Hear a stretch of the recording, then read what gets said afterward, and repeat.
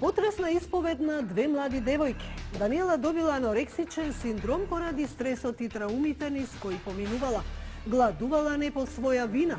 Сега се бори да добие килограм повеќе. Валерија е најмалата пациентка со анорексија во моментот.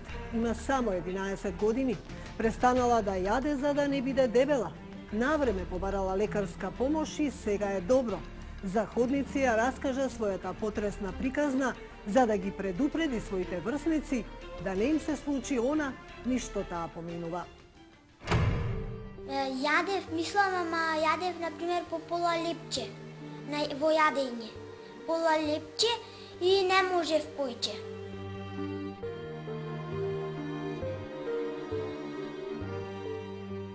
Со само толку храна 11-годишната Валерија преживувала секојдневно, бидејќи поради анорексијата одбивала да јаде, за 3 месеца ослабела 8 килограми.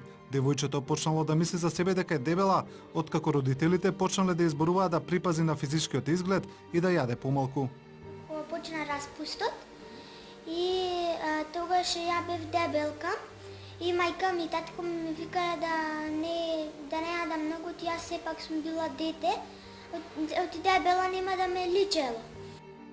Откако девојчето прекинало да јаде, родителите загрижени за низиното здравје на сите начини се обидувале да ја натераат да внесе храна во слабичкото тело кое се топело пред нивните очи. Мајка ми, кога ме тераше да јадам, тогаш почнував ја да плачам. Бев како чувствителна и таа кога ми викаше и јас плачев. И не можев да јадам. Матичната лекарка не можела да му помогне на семејството, итно ги праќа на детската клиника во Скопје. Лекарите кои го примиле девојчето велат дека за среќа детето е примено навремено и затоа успеале со интензивна терапија за релативно кратко време да ја подобра состојбата на Валерија. Индукција на состојбата направија родителите, кои што сметаат дека нивното девојче не се вклопува во шемата на изгледот на девојчињата од незина возраст. Но анорексијата може да се појави во било кој момент од животот. Тој се случило на 29-годишната кумановка Даниела Петковска, поради тешкиот живот кај неа се појавила анорексија предизвикана од психичките трауми, но и честото гладување. Вели се омажила на 17 години, но потоа почнал незиниот пекол. 6 години била физички и психички малтретирана од незиниот маж. Тој храна не носеше, никако. За дома за него имаше, но за мене не. Јас гладував, верувајте ми дека гладував, со недели гладував. Петковска го напуштила мажот и со своите 2 деца отишла во шелтер центар, пошто некои луѓе и нашле куќа во која можела да живее, но повторно немала доволно храна. Пред 3 години почнала неконтролирано да слабее, а во еден момент била тешка само 32 килограми. Организмот се навикна, значи, ако внесам повеќе, например, храна, да ја исфрла. Лекарите од психијатриската болница во Скопје велат дека пациентката има анорексичен синдром, не мисли за себе дека е дебела, свесна е дека треба да јаде, но физички телото не ја прима храната. Таа сега се наоѓа во многу подобра состојба од порано, но сепак смета дека психијатриската болница не е соодветно место за лекување на незината состојба.